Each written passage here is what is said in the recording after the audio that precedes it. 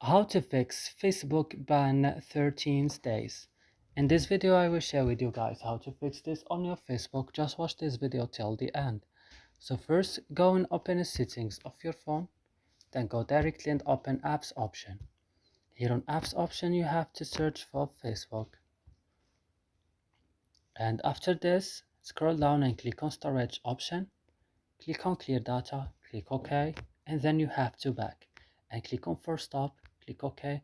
Now go to permissions option here, and as you see here, remove permission if and free space, and you have to allow it like this.